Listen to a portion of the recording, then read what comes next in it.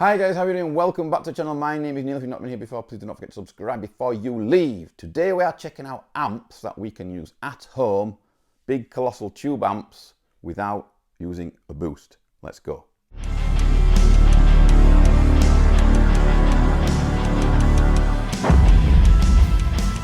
Okay guys, so sometimes when I'm at home just jamming and I want a quick 10-minute jam, you know, maybe write some riffs for a demo or something like that, I just want to go straight into the front of an amp and I can't be bothered with the hassle of pedals on the floor. Now what I will say is that in a band situation I would probably never do that. Okay, I would always use a boost on the floor. It helps you cut through the mix in my opinion.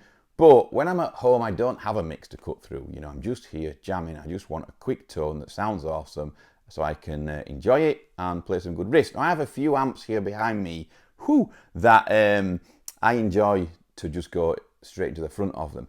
One of them here is the 100 watt EL34S by EVH. It's a massive colossal beast of an amp, but it does sound great on low volume. And on this amp I use the red channel obviously at home. Wouldn't use the red channel live, have tried to before. It sounds great and it feels great, but it does get lost behind the cymbals and stuff. I would use a boosted blue on all the EVHs if I was going to use it in a band situation. Okay, at home though, the band's not here, so you can just use you know, whatever you want. And what's the easiest and quickest is going straight into the front. So over here we have the EVH 6L6 Stealth 50 watt mini head, and this is another one that I really love to use at home, straight into the front, just on the red channel, no boost involved. Again, as with the other EVHs, I usually boost the blue.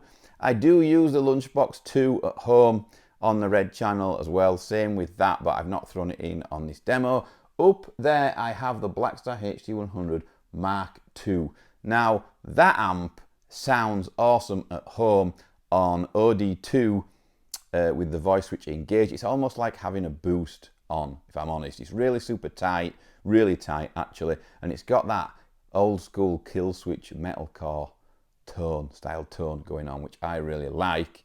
And yeah, I enjoy using that at home as well. And with that having the 10 watt switch on, then I use that quite a lot. In fact, in today's demo, because this is a bedroom volume style demo, I am actually using it on the 10 watt mode, which may be a disadvantage for that amp, but let's see how this turns out. Right, I'm going to play some random riffs. I'm going to be using the Schecter Solo 2 Evil Twin beside me here. That's got Fishman Fluence modern pickups in. Down here is the Hesu 212 loaded V30 cab with an SM57 in it, going straight into the camera.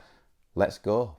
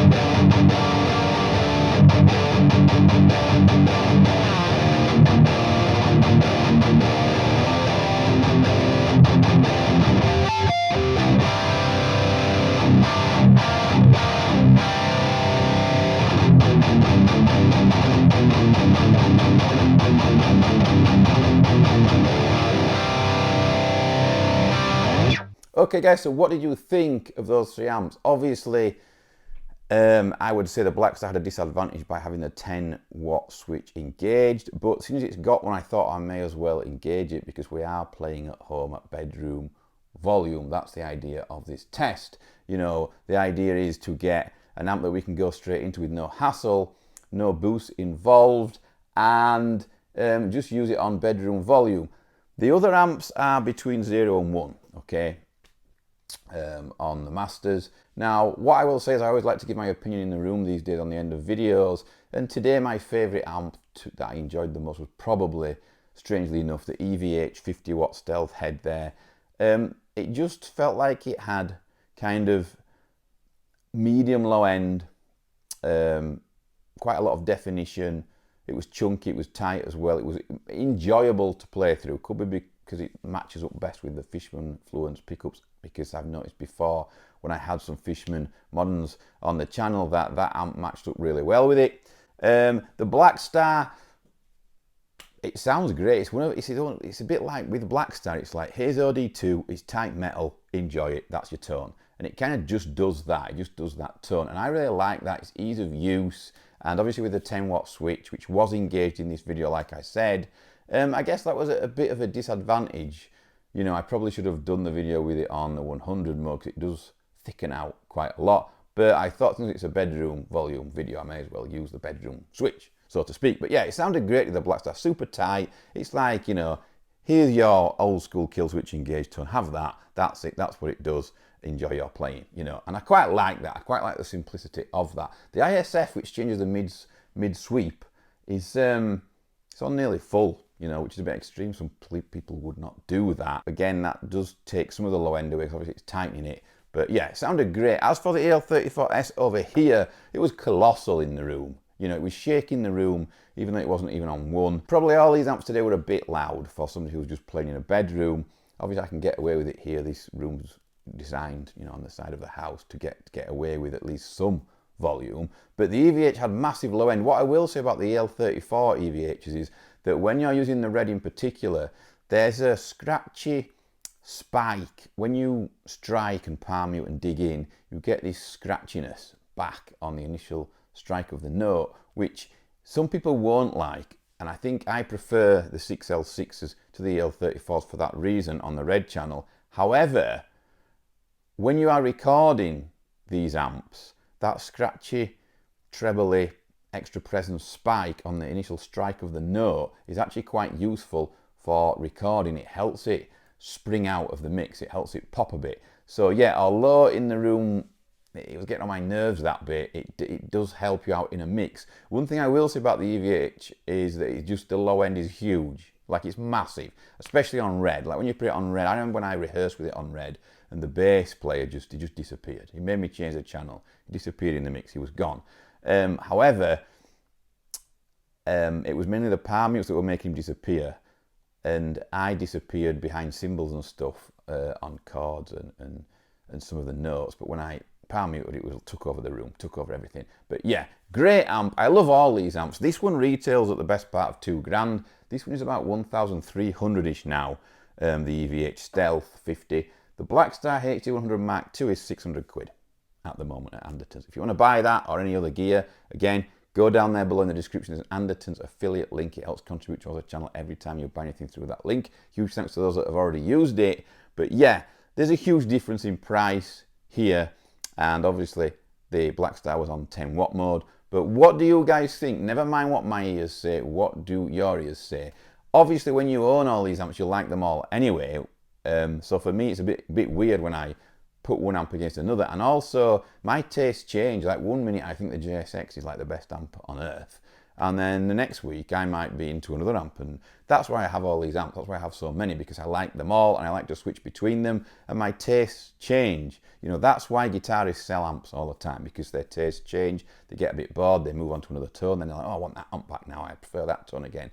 Because our tastes are evolving and changing and we get bored as guitarists, that's why we have multiple amps, you know, and things like that. But yeah, let me know what you guys think. I will see you all soon. Huge thanks to Mick, whatever the hell your name is, for kind of inspiring me to do this demo. I forgot your proper name. Sorry about that, but thank you very much. I'll see you all soon.